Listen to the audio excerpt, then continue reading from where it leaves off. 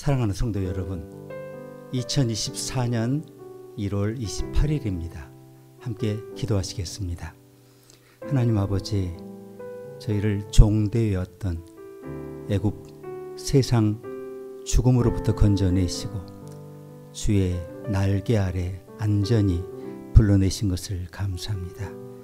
바깥 세상에 심한 비바람이 몰아치고 있지만 주의 긍휼하심과 인도하심을 따라 주의 권능의 보호 아래 저희가 보호받게 하신 것을 감사합니다. 주의 날개 아래 갇혀 있다고 생각하지 말게 하시옵소서. 주의 역사를 바라보는 광대한 눈을 허락하여 주옵소서. 주의 날개 아래, 주의 눈빛 아래 펼쳐지는 하나님의 계획과 선택과 예정과 그 선하심을 바라볼 수 있는 선한 눈을 허락하여 주시옵소서. 예수 그리스도를 닮아가며 내 안에서 역사하시는 성령님의 가르침을 따라 날마다 그리스도께서 기뻐하시는 성장과 성숙을 향해 달려가게 하시옵소서. 예수님의 이름으로 기도합니다. 아멘.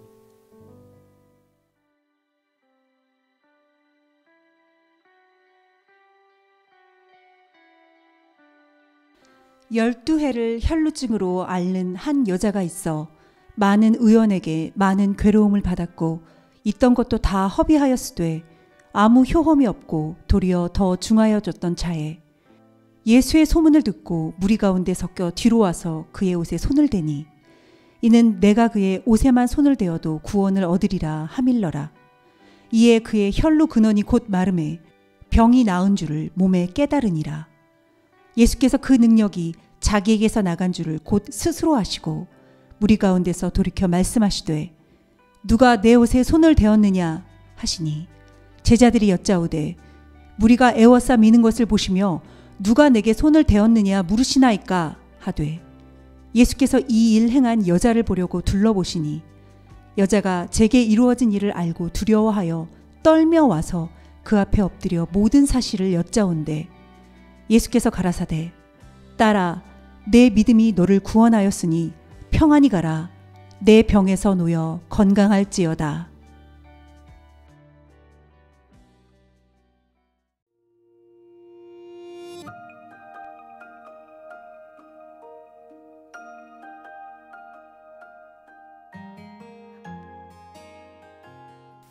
주의 옷자락을 움켜잡고 마가복음 5장 말씀입니다. 마가복음 5장은 흔히 기적의 민유라고 합니다. 이 장에는 세 가지 기적이 나오죠. 자, 모든 이 세 가지의 기적은 예수 그리스도의 권세와 그분의 통치를 보여주시는데요. 첫 번째 기적이 뭐냐? 악마야, 마귀의 세력에 의해 지배당하던 한 남자가 사슬에 묶여서 온갖 상처를 입고 피를 흘린 채로 예수님께 나오는 거고요. 예수님은 이 귀신들을 쫓아내셨습니다. 여러분, 구약을 쭉 보셨지만 어떤 선지자가 귀신 쫓는 사역을 합니까? 구약 성경에서 귀신을 보기나 하셨습니까? 선지자들이, 그 많은 예언자들이 귀신 쫓아내는 사역을 했습니까?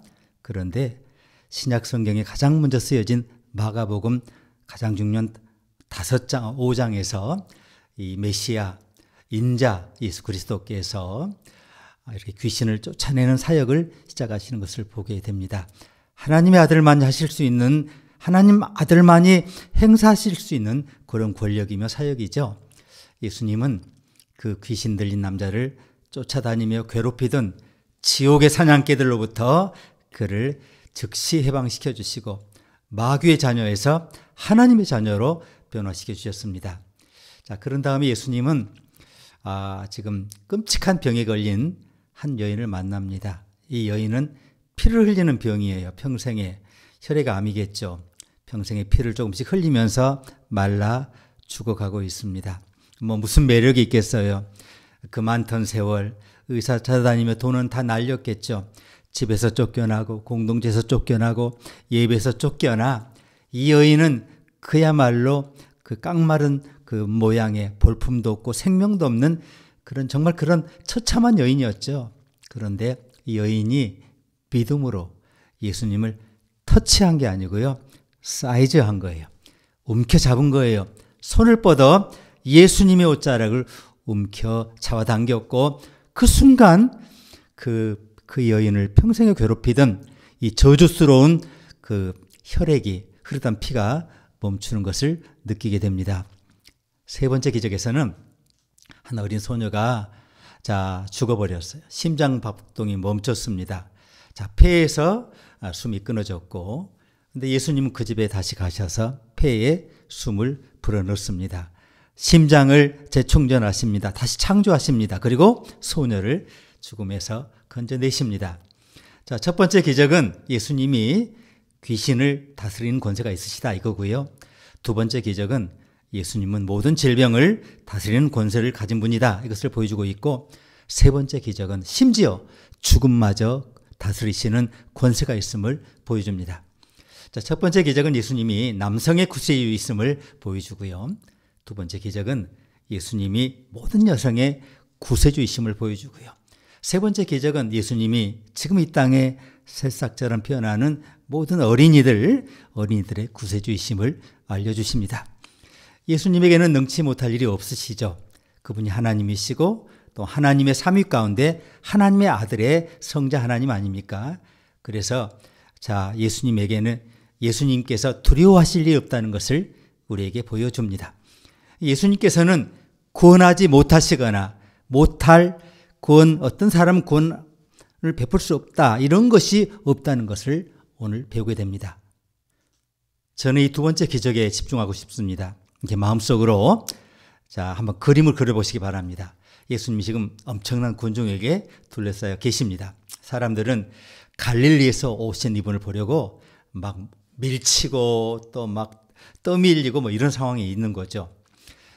부모들은 어린 자녀를 데리고 와서 예수님을 보려고 했습니다. 지금도 이렇게 좀 발달이 늦는 어린 자녀들이 있지 않습니까? 저희도 그런 자녀가 하나 있는데 자폐 스펙트럼 발달장애 이런 어린아이들이 지금 얼마나 많습니까? 부모들이 얼마나 애가 닳고 정말 심장을 내어주어서라도 고치고 싶은데 못 고치잖아요. 그 아이들을 데리고 다니는 부모님을 상상해 보십시오. 그런데 예수님이 어린아이를 고쳤어요. 죽음에서 건져냈어요. 그러니 죽어가는 어린아이를 가진 부모들은 다 안고 거기에 나타났을 거예요. 삭개오처럼 예수님의 얼굴을 보려고 나무에 올라간 사람도 있었을 거고요. 약하고 병들고 그런데 소심하고 수줍음이 많아 군중들 가운데 누구도 알아보지 못했던 한 여자가 있었어요. 아마 누가 이 여인이 뭐 돈이 있겠어요, 치장이 좋았겠어요, 볼품이 있었겠어요, 가족도 없고 얼마나 조치한 모습이었겠어요. 그런데 이 여인이 진짜로 굳은 결심으로 이 예수님을 내가 만지지 못하면 나는 죽는다라고 그런 간절한 마음으로 그분 앞에 필사적으로 헤집고 들어와서 그분의 몸에 살짝 손을 댔던 거예요. 옷을 잡아당긴 거예요. 그러자 거기에 기적이 일어납니다. 치유의 기적은 은혜의 비유라는 것을 기억하시길 바랍니다. 사도 요한은 기적을 표적이라고 불렀어요. 사인이라고 불렀어요. 이 육체적 치유라는 기적은 영적 치유라는 더 큰 표적을 가리켜요. 사인입니다. 질병을 다루고 있지만 사실은 질병을 비유로 해서 구원의 문제를 다루고 있다고 보시면 됩니다. 이제 우리는 마가복음의 이 렌즈를 통해서 우리가 이 여인의 삶에 일어난 영적 변화, 구원의 변화를 볼 수 있었으면 좋겠습니다. 첫 번째는 이 여인이 받은 저주입니다. 우리 누구나 다 저주 아래 있지 않습니까? 먼저 이 여인은 병든 여인이었습니다. 25절을 보니까 12회를 혈루증으로 앓는 한 여자가 있었다 그럽니다. 이 여인은 12년 동안 멈추지 않는 하혈로 고통받고 있었습니다. 여성 여러분, 한 달에 한 번 그런 날을 겪을 때 얼마나 불편하십니까?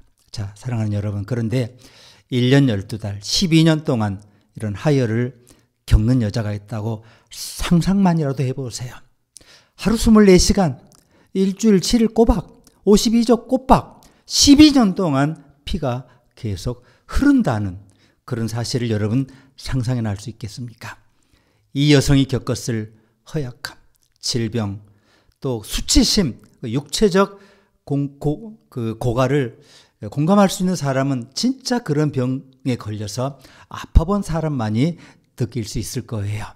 자, 이 여인은 서서히 지금 말라 죽어가고 있었습니다. 자, 이 여인은 혈액암을 앓고 있었죠. 레위기 17장 11절 보니까 육체의 생명은 피 있다고 말씀을 했는데요.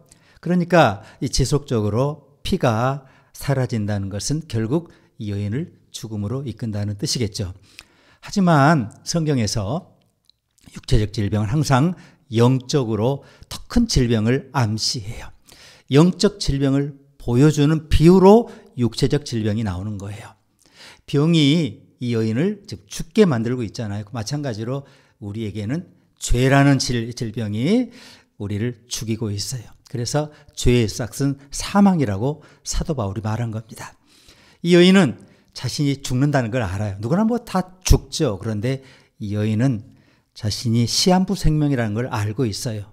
아프지 않은 사람들은 내가 언제 죽을지는 모르잖아요. 근데 이 여인은 자기가 서서히 고통스럽게 수치스럽게 곧 죽을 거라는 걸 알고 있었어요. 몸이 점점 더 약해지고 있었어요. 이것이 뭐냐면 바로 죄가 하는 일이에요. 그것이 우리를 약하게 만들어요. 죄는 우리를 지치게 만듭니다. 그리고 유혹에 대한 면역력을 떨어뜨려서 죄는 마침내 우리를 죽여요.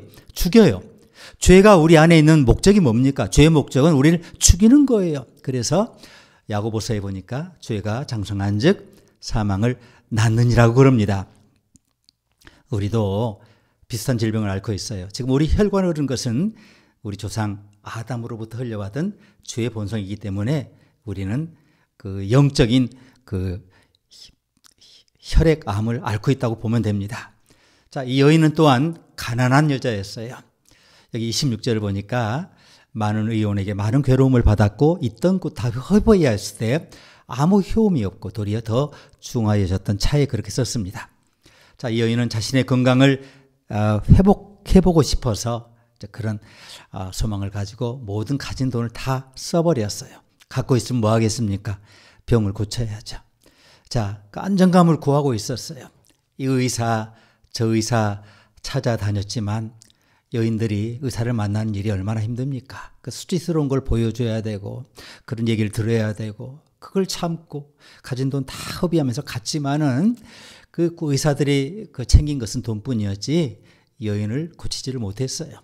매일 우체통에 가보면 병원 청구비만 날아든다고 생각을 해보세요. 뭐 우리나라 같은 건강보험이 없던 세상이었어요. 메디케어가 없던 세상의 일이에요. 그러니까 매번 청구비가 쌓인다고 생각을 해보세요. 얼마나 스트레스가 쌓이겠습니까? 그렇지 않습니까? 우리 한국도 건강수명이 있고 기대수명이 있잖아요. 되게 기대수명이 건강수명보다 10년 더 길어요. 무슨 말이냐면 기대수명이 88세, 건강수명이 78세면 10년 동안 아프다 죽는다는 거예요. 아프다 죽는데 우리나라 평균 한 사람당 최소 50만 원을 쓴대요. 고통을 받으면서 돈은 돈대로 써요. 부부가 아프면 부부가 70대 중반 넘으면 한 달에 100만 원이 나가는 거예요. 그러니 그것이 남의 얘기라고 생각하지 마세요. 이 여인의 얘기라고 생각하지 마세요. 자, 이 여인의 질병은 이 여인을 재정적으로 완전히 고갈시켰다는 거죠. 이것이 죄가 우리에게 진짜 값비싼 대가를 치르게 한다는 걸 말해줘요. 죄는 대가를 진짜 어마어마하게 치르게 하고요. 깨끗한 양심, 마음의 평화, 좋은 평판 같은 거, 하나님과의 교제, 결혼 생활, 가족 건강 다 잃게 만들어요. 자, 가끔 가다가 유명인들이 자살해 죽지 않습니까? 뭐 때문에 죽습니까? 당장 감옥 간 것도 아닌데. 평판이 깨져 죽는 거예요. 자존심이 허물어지면 죽는 거예요. 그게 마치 꼭 그 죄가 우리에게 하는 일들이죠. 죄는 이 지상의 대가를 치르게 하는 것만이 아니에요. 영원한 대가도 치르게 합니다. 구원받지 못하면 궁극적으로 영혼과 천국이 갈 곳을 잃게 돼요. 본향을 얻지 못하게 돼요. 방향을 상실해요. 결국 떨어지는 거예요. 인간의 죄와 하나님의 은혜에는 한 가지 공통점이 있어요. 둘 다 공짜지만 값이 비쌉니다. 그런데 세상에는 값싼 은혜 이런 걸 추구하는 분들이 많이 있죠. 여러분 유명한 성직자라고 해서 그분만 진리를 다루는 게 아니에요. 뭐가 진리인지 잘 보시기 바랍니다. 죄는 우리가 가고 싶은 곳보다 더 멀리 데려가고 머물고 싶은 곳보다 더 오래 머물게 하고 지불하고 싶은 곳보다 더 많은 대가를 치르게 한다는 거죠. 이 여인은 나아지고 있는 것이 아니에요. 점점 더 나빠지고 있었어요. 이게 얼마나 험악한 세월입니까? 나아지고 있다면 어떤 것도 참을 수 있어요. 인내할 수 있어요. 막 초인적으로 이겨낼 수 있어요. 그런데 계속 나빠진다. 그럼 절망에 빠지는 거예요. 그래서 내가 병에 걸려 죽기 전에 내가 먼저 좌절해서 그래서 우울증에 걸리고 또 죽기까지 하지 않습니까? 죄가 그래요. 죄가 결코 죄의 문제는요. 우리 인생이 점점 나빠지게 할 뿐이지 결코 좋아지게 하는 법이 없어요. 왜 죄의 목적이 뭡니까? 우리의 사망 아닙니까? 죽음 아닙니까? 우리가 죽어야 끝나는 거예요. 만약 이 여인이 나아지기를 기다렸다가 예수님을 찾아왔다면 이 여인은 죽어서 찾아왔을 거예요. 죽어서 예수님을 그리워했을 거예요. 자, 저는 일이 좀 잘 되고 잘 풀리고 다 좋아지면 그때 교회 나와서 하나님과 올바른 관계를 갖고 예수님을 살겠다고 말하는 분들 정말 무수히 많이 만났습니다. 자, 여기에 좋은 소식이 있는데요. 예수님 없이는 결코 나아질 수 없어요. 나빠질 뿐이에요. 방황하는 사람이 인생이 바로 잡힐 때까지 기다렸다가 예수님 만나겠다 말하는 것은 병든 사람이 병원에 가기 전에 병이 나으면 병원에 가겠다는 말하고 똑같아요. 아플 때 가는 거예요. 나쁠 때 가는 거예요. 험악할 때 가는 거예요. 예수님은 건강한 사람에게 의사가 필요 없다고 하셨어요. 병든 사람에게 의사가 필요하다고 하셨어요. 그래서 나는 의인을 부르러 온 것이 아니라 죄인을 회개시키러 왔다라고 말씀하신 겁니다. 자, 이 여인은 또한 버림받은 여인이었습니다. 이 여인은 병 때문에 사회로부터 배척을 당해요. 여러분, 아무리 힘들어도 가난해도 내 옆에 나를 지지해주는 사람이 있으면 세상을 어느 정도 버틸 수 있습니다. 그런데 다 배척을 해요. 네? 자, 이 여인은 자기 민족의 법에 따라 남편과 이혼해야 했을 거고 자기 집에서도 쫓겨났고요. 자, 그 아내들과 함께 있는 것도 금지돼요. 그러니까 지금은 이렇게 카톡으로 SNS로 소통하잖아요. 또 잠시 뜸하면 또 궁금하지 않습니까? 잠시 계속 해야 되지 않습니까? 자, 그런데 그런 거 없는 시대에 하루에 한마디라도 누구와 얘기해야 되는데 아무도 자기를 상대해 주는 사람이 없는 거예요. 예배를 드리러 성전에 가는 것조차 금지됐어요. 멀리서 바라보는 것조차도 안 돼요. 아무도 이 여인과 관계를 맺을 수 없어요. 이렇게 보면 뭡니까? 살아있는 인생이 아니죠. 죽어있는 인생이죠. 아무도 만날 수 없는 인생, 그게 뭡니까? 무덤에 있는 인생이죠. 불교 용어로 구천을 떠도는 망령이라든가 그런 말이 있지 않습니까? 이 여인은 사회가 배척한 정말 무덤을 떠도는 그런 영혼이었다고 볼 수 있습니다.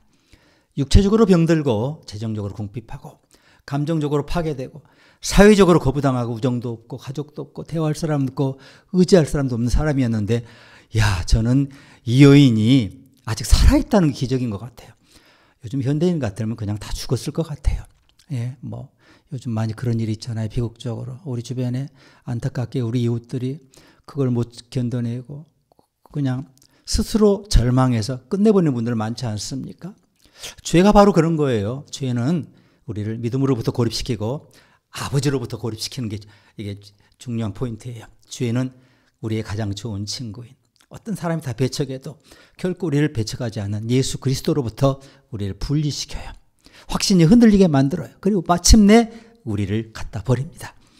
자, 탕자가 누가복음 15장에 쓸 돈이 남았을 때 그의 아파트에 친구들이 가득했어요. 어떤 사람들이니까 다 술 친구들이죠. 술 먹고 하는 소리 빤한 소리잖아요.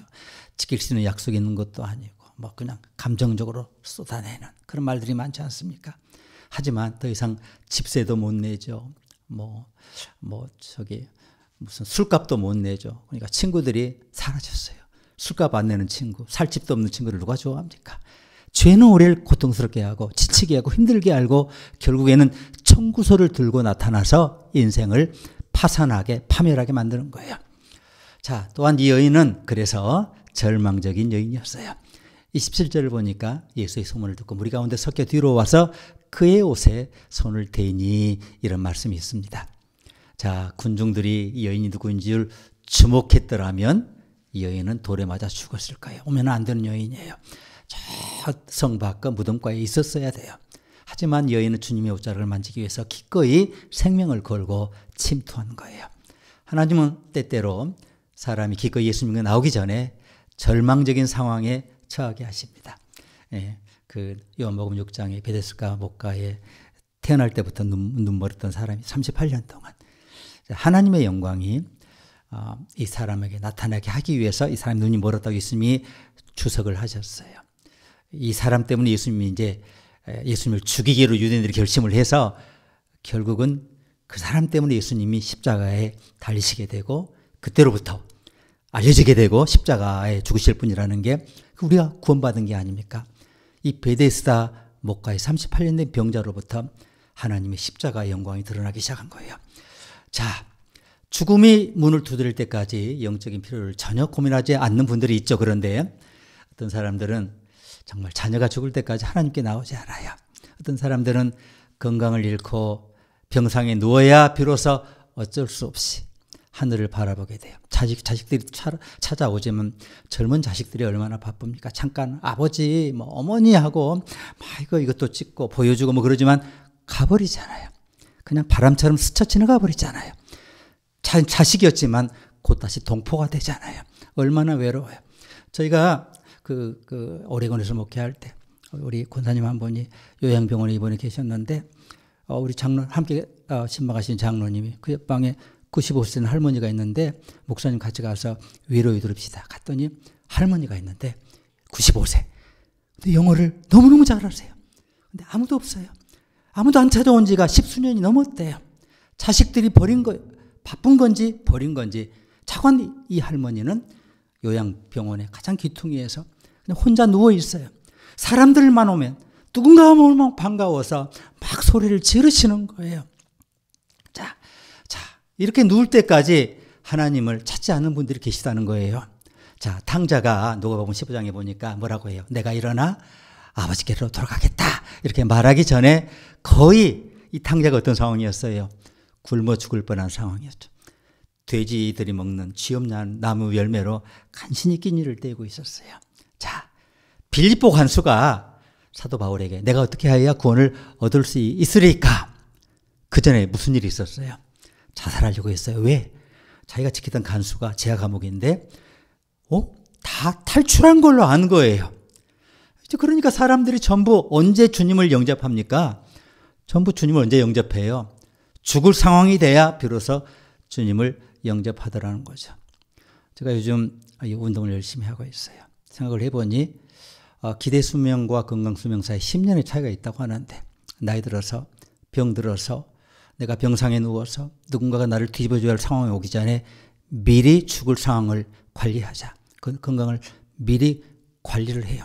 그때 가서 내가 건강을 회복하려고 지키려고 해봐야 무슨 소용이 있겠어요. 미리미리 해야죠. 육체라고 하는 피조물이 썩어짐의 종로로 하는 것은 하나님 뜻이 아니에요. 하나님 우리가 늙는 걸 원치 않으세요. 하나님 우리가 아픈 걸 원치 않으세요. 하나님 당신의 자녀가 풍성히 누리고 건강히 살고 오래오래 살고 행복하게 살기를 원하세요. 그래서 하나님의 은혜는 은혜의 위로와 풍성함과 평화인 거예요. 자, 그래서 인간의 극한은 하나님의 기회가 돼요. 하나님이 구원하시기 가장 어려운 사람은 믿지 않는 무신론자가 아니에요. 시궁창에 빠진 술 취한 사람도 아니에요. 길거리의 성매매자도 아니에요. 노골적인 죄인도 아니에요. 예수 그리스도 외에는 자신의 악함을 깨닫지 못하는 소위 선한 사람이라는 것을 알고 계셨습니까? 자, 이 여인은 오래전에 자존심을 다 놓아버렸어요. 그는 누가 언제 어떻게 치료해도 상관하지 않고 그저 치료만 받기를 원했어요. 예. 자, 환자는 자신이 지독히 아프다, 내가 죽을 병에 걸렸다 이거를 인정하기 전까지는 결코 치유되질 않아요. 왜? 병원 안 갈 거죠. 우리 한국도 병원에 가보면 정기적인 검진을 갔는데도 왜 오셨습니까? 그래요. 깜짝 놀라요. 어디 아픈 데 있습니까? 아프지 않을 때 찾아오는 환자가 이상한 거죠. 근데 아프지 않을 때 찾아가야 돼요. 미리미리 점검해야 돼요. 살펴야 돼요. 의사는 지독히 아픈 사람, 곧 죽을 환자들을 상대하는 사람들이에요. 지금 의사들은 바쁘지 않아요. 지금 의료보험 그런 것들이 다 그런 데 치중되어 있어요. 그러니까 죄인이 자신이 죽을 죄인이라는 것을 인정하기 전까지는 결코 구원받을 수 없어요. 이 여인이 예수님을 찾아온 이유는 예수님에 대해 들었어요. 누군가 이 여인에게 예수님에 대해서 말해준 거죠. 이 여인은 예수님에 대해서 처음 들었어요. 그래서 예수님이 정말 궁금했습니다. 구원받은 우리 모두는 이 점을 정말 깊이 생각해야 돼요. 예수님에 대해서 처음 듣기 전에는 누구도 예수님께 나갈 수 없습니다. 자, 로마서 10장 14절에 유명한 말씀 있지 않습니까? 사도 바울의 말씀인데요. 보내심을 받지 아니하였으면 어찌 전파하리요. 기록된 바 아름답도다. 좋은 소식을 전하는 자들의 발이여. 이렇게 나와요. 자, 오늘 본문 가르침 크게 두 번째는 이 여인을 고친 손길에 대해서 한번 잠깐 보겠습니다. 이 여인이 얼마나 용감하게 그 많은 군중을 해치고 나약한 몸으로 떨면서 이게 헤쳐왔는지를 상상해 보시기 바랍니다. 그리고 이제 마침내 저기 예수님이 보여요. 호위하는 12 제자가 있어요. 자, 그 필사적으로 다가가서 손을 뻗어서 믿음의 손가락으로 그 하늘의 옷장을 힘차게 자기도 모르게 잡아당겼을 거예요. 그리고 가장 먼저 즉시 이 여인이 치유되었습니다. 29절 전반부를 보니까 이에 그의 혈루 근원이 곧 즉시 마름에 그랬어요. 서서히 치유된 게 아니에요. 즉시 흐르는 피가 멈췄습니다. 자, 이 여인의 병이 이 여인의 죄를 상징하듯 이 여인의 치유는 뭘 상징해요? 구원을 상징합니다. 이 여인은 즉시 치유됐어요. 구원은 성장하는 법이 없어요. 점진적으로 그리스도인이 되는 일은 없어요. 예, 중간지대가 없어요. 우리는 구원받았거나 여전히 길을 잃어버린 사람이거나 둘 중에 하나입니다. 자, 한 남자가 결혼할 때 그 결혼을 결혼답게 하는 세 가지 요소가 있어요. 그 결혼되는 세 가지 요소가 있죠. 사람, 장소, 시간. 결혼은 뭐예요? 순간적인 사건이에요. 뭐 서서히 결혼합니까? 어느 순간까지는 독신이지만 특정 장소에서 특정 기간에 특정 사람과 결혼한 순간 이들은 기혼이 된 거예요. 미혼이 아니에요. 독신이 아니에요. 결혼한 사람이라는 신분이 되는 겁니다. 구원이 바로 그런 겁니다. 정확한 시간이나 정확한 장소는 알 수 없지만 어느 순간 주 예수 그리스도를 만나서 우리가 그분을 통해 구원받았다. 이 느낌이 있어요. 그 영적으로 이 장소와 시간에 대한 느낌이 있어요. 자, 이 여인은 또한 개인적으로 치유되었습니다. 29절 하반절을 보니까 병이 나은 줄을 몸에 깨달으니라 그랬어요. 영어 성경을 보니까 그리고 그 여인은 자신의 몸에서 고통에 치유된 것을 느꼈다 이렇게 썼습니다. 그 군중 가운데 뭐 여인만 아팠겠어요. 환자들이 많았겠지만 고침을 받은 사람은 단 한 사람뿐이었어요. 흥미롭지 않습니까? 군중 가운데 예수님 가까이 다가가 손을 예수님께 덤벼들고 예수님께 몸을 부딪힌 사람은 많았지만 손을 뻗어서 예수님께 다 보고 하다가 손이 안 닿으니까 이제 옷자람을 잡아당긴 사람은 한 사람밖에 없었다는 거예요. 그날 그곳에 정말 많은 사람들이 있었을 텐데 많은 사람들은 다 호기심 때문에 온 거예요. 기적을 보려고 온 거예요. 뭐 얻을 게 없나 온 거예요. 예, 오병이어 기적도 있었고 물론 이 사건은 뒤에 있는 거지만 또 다른 사람들은 기적을 행하는 쇼를 보려고 왔을 거예요. 하지만 단순히 보거나 듣거나 구경하기 위해 온 것이 아니고 축복받기 위해 구원받기 위해 치유받기 위해 온 사람은 이 여인 한 사람밖에 없었는 거예요. 군중과 여인의 차이는 육신과 믿음의 차이입니다. 육신은 표적을 보고 싶어하고 믿음은 구세주를 만지고 싶어해요. 예수님은 호기심 많은 군중의 소란과 궁핍한 영혼의 그 손길을 언제나 구분하세요. 예수님은 언제나 진짜 진실을 가지고 다가오는 사람과 그렇지 않은 사람을 구분하십니다. 그날 많은 군중 중에 예수님에 대해서 듣고 예수님을 보고 싶어하고 예수님을 엿보고 싶어하고 예수님께 몸을 부딪힌 사람이 많았지만 예수님을 만진 사람은 단 한 사람, 그리고 치유와 구원을 동시에 얻은 사람 한 사람뿐이었어요. 사랑하는 여러분, 무슨 차이가 있었을까요? 한 배는 동쪽으로 가고 다른 배는 서쪽으로 가는 차이예요. 갈 길을 알려주는 것은 바람의 세기가 아니라 돛을 어떻게 세팅하느냐에 따라 달려있죠. 이 여인은 예수 그리스도를 믿는 신앙을 향해 돛을 세운 거예요. 그런데 필연적으로 예수 그리스도께 다가올 수밖에 없었던 겁니다. 생각해 보시기 바랍니다. 군중 전체가 손을 뻗어 만질 수 있을 만큼 가까이 있었지만 아무도 손을 뻗지 않았어요. 그런데 가장 멀리 있던 여인이, 예, 그 공동체에 소외되던 여인이 그 멀리서 달려와서 너무 멀리 있었지만 달려와 예수님께 손을 뻗어서 구원을 받지 않습니까? 자, 너무 가까이 있으면서도 너무 멀리 떨어져 있는 사람들이 우리 주변에 그렇게 많다는 거죠. 자, 예수님 주변에 모여드는 것과 그분을 믿고 신뢰하는 것은 완전히 다른 문제입니다, 여러분. 이것이 여러분 구원받았느냐 못 받았느냐를 구분하는 잣대예요. 예수님 말씀을 듣는 군중 속에 있는 것과 예수님에게 손을 뻗어 접촉하는 사람이 되는 것은 완전히 다른 문제예요. 또한 이 여인은 그래서 궁극적으로 치유됩니다.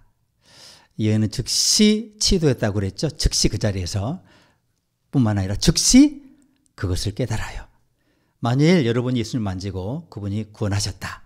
그러면 여러분은 곧바로 그걸 알게 돼요. 이 여인은 치유되는 순간 그걸 안 거예요. 우리도 구원받는 순간 알 수 있어요. 구원받았는데 그것을 알지 못했다. 그거는 이류 그리스도인입니다. 하나님께서는 우리가 구원받기를 원하실 뿐만 아니라 구원받았다는 것을 알기를 원하십니다. 그것이 우리 안에 계신 성령님이 하시는 일이에요. 왜냐하면 구원을 받고도 그것을 모른다. 그러면 구원을 놓치고도 놓치지 않은 것처럼 여기는 사람이 되기 때문에 그래요. 구원받는다는 것은 엄청난 기쁨이지만 구원받았다는 사실을 아는 것은 더 큰 기쁨입니다. 만약 이 여인이 치유되었지만 그것을 알지 못했다면 어떻게 됐을까요, 여러분? 자, 이 여인은 평생을 병자로 살았을 거예요. 나았는데 낫지 않았다고. 여러분은 구원받을 수 있지만 그것을 확신할 때까지는 구원에 만족하지 못한다는 겁니다.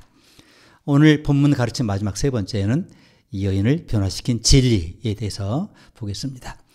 자, 이 이야기는 단순히 육체적 치유에 관한 이야기 아니라는 점을 여러분 제가 말씀드렸습니다. 이 이야기는 더 큰 영적 치유의 예시인데요. 이 놀라운 기적에는 죄인의 믿음과 구세주 은혜라는 두 가지 위대한 진리가 담겨 있다고 말씀드렸습니다. 이 기적에 볼 수 있는 중요한 한 가지를 말씀드리면 이건데요. 풍성한 믿음은 항상 놀라운 은혜를 만나고 그 결과는 구원의 결실이 된다는 겁니다. 이 여인이 손을 뻗어 예수님 만졌을 때 예수님께서 이 여인을 위해 무엇을 하셨는지 보시기 바랍니다. 먼저 예수님께서 이 여인을 인정하셨어요. 자, 30절 31절 보시면 예수께서 그 능력이 자기에게 나간 줄을 곧 스스로 아시고 무리 가운데서도 이렇게 말씀하시되 누가 내 옷에 손을 대었느냐 하시니 제자들이 여짜오되 무리가 에워싸미는 것을 보시며 누가 내게 손을 대었느냐 물으시나이까 하되 이럽니다. 이 여인이 예수님께 손을 대는 순간 예수께서는 자, 그에게서 능력이 떠난 것을 느끼셔요. 제자들은 그것을 깨닫지 못했지만 예수님은 즉시 아셨습니다. 예수님은 토끼를 쫓는 사냥개처럼 군중 속에서 포민을 잡기 시작하셨어요. 나쁜 의미가 아니죠. 결국 여인이 두렵고 떨리는 마음으로 예수님 앞에 무릎을 꿇고 엎드립니다. 그리고 모든 사실을 털어놓대요. 자, 예수님은 왜 이 여인을 인정하셨을까요? 예수님은 왜 이 군중이 무슨 일이 일어난지를 알기를 원하셨을까요? 예수님은 그냥 입 닫고 조용히 능력이 빠져나갔구나 가실 수 있었어요.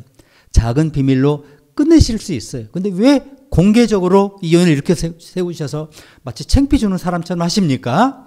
하지만 예수님은 기적이 일어났다는 사실을 모두가 알기를 원하셨어요. 예수님께서 관심을 갖고 싶으셨을까요?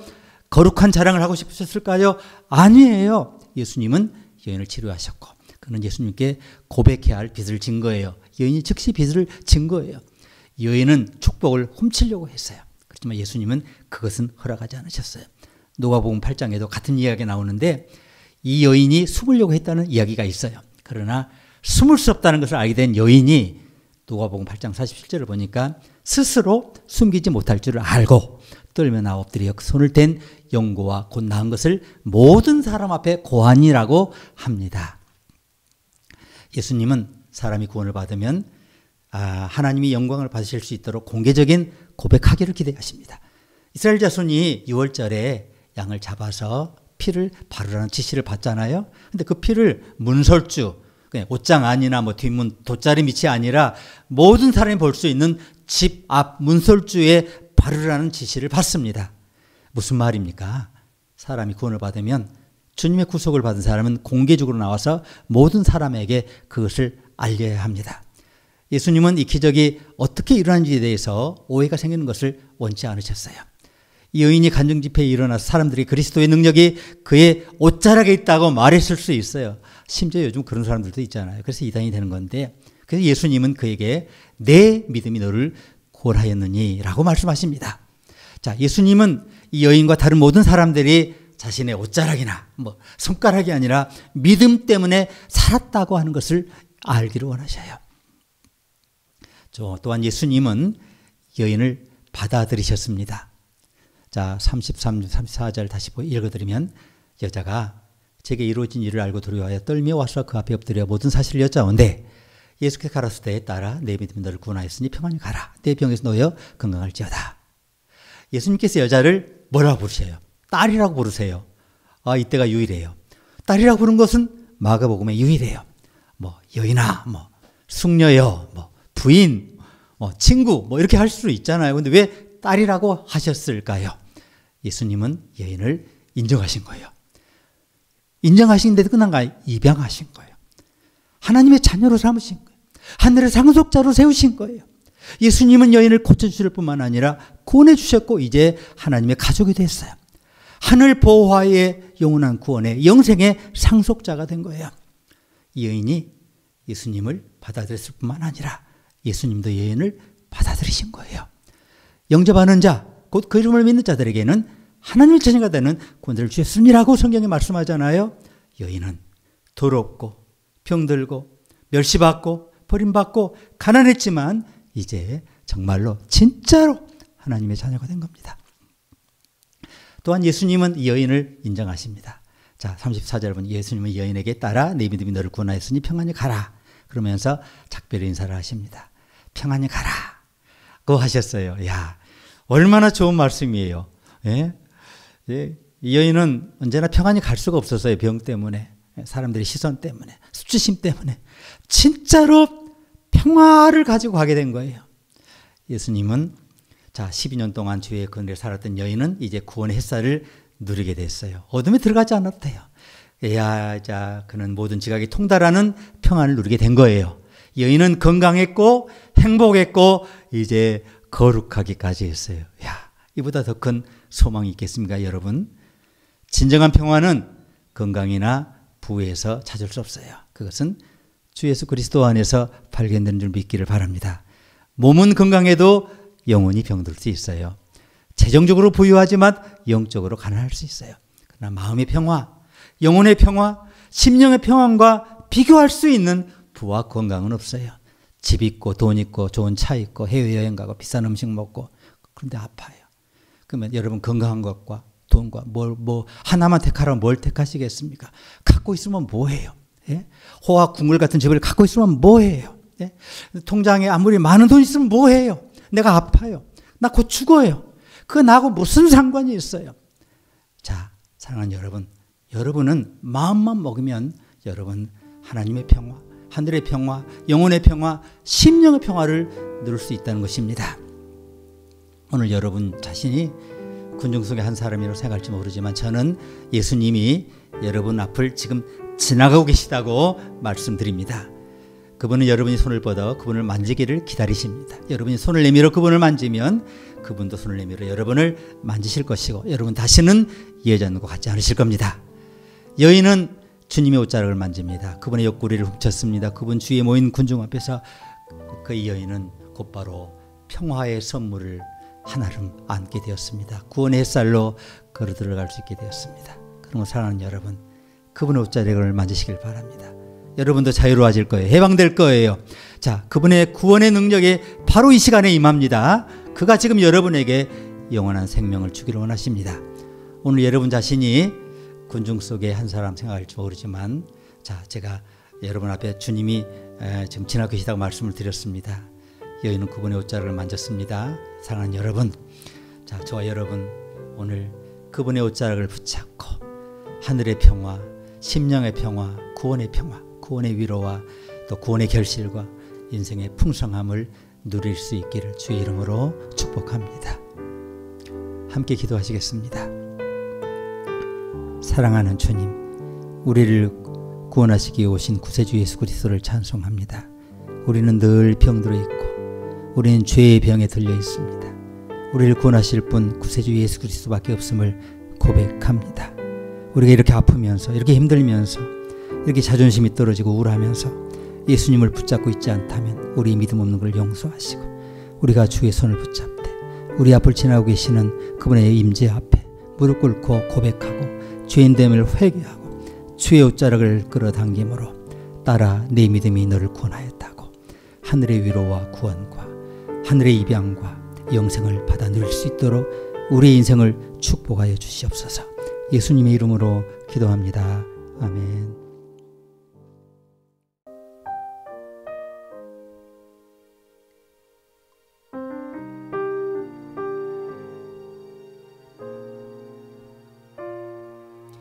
무명이여도 공허하지 않은 것은 예수 안에 난 만족함이라.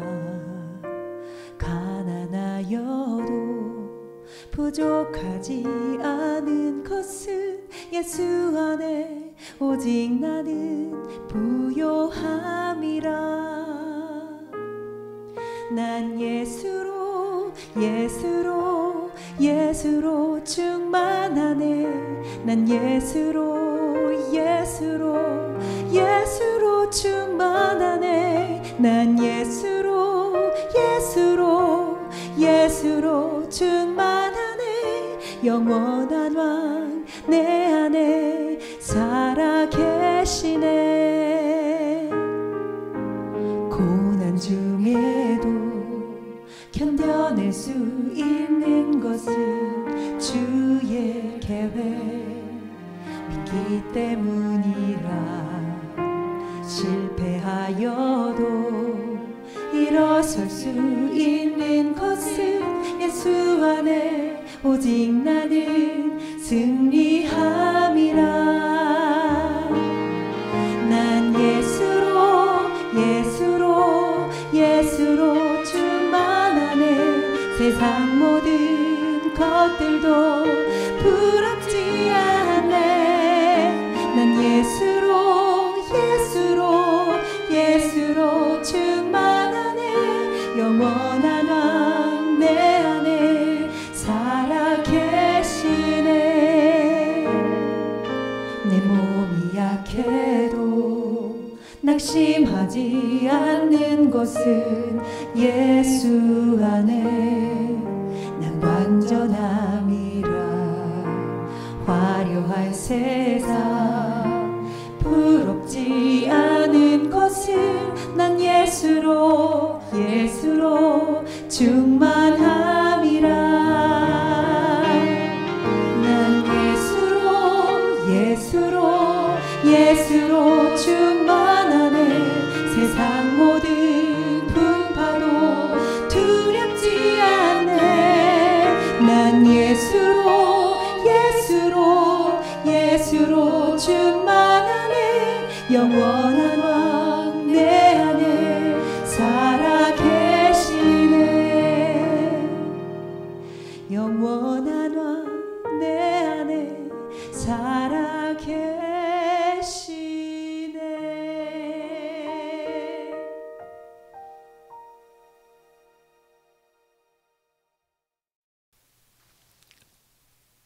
지금은 우리의 모든 죄와 빚을 해결하시기 위해 십자가 달리신 예수 그리스도의 은혜와 하나밖에 없는 독생자도 자신이 창조한 하나 자신의 인간들을 구원하시기 위해 이 땅에 보내시기로 결정하신 하나님 아버지의 그 위대하신 사랑과 우리 안에 24시간 머무시되 결코 졸지도 주무시지도 않고 하나님의 통치를 알려주시며 그분의 선하심과 인자하심을 알려주시며 그분의 동행하심과 그분의 계획 속 우리가 승리할 수 있음을 깨우쳐 주시고 믿음의 눈을 뜨게 하시고 영으로 악을 분별하게 하시고 그래서 하나님의 자녀로 살아가도록 역사하시는 성령님의 내재교통 충만하심이 오늘 예배를 함께 드리며 진심으로 주의 옷자락을 잡아당기며 우리가 겪고 있는 모든 문제 가운데 우리가 구원받기를 믿고 회개하고 주님 앞에 나가기로 하지만은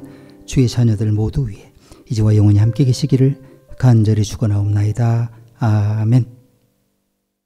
난 예수로 충만하네 영원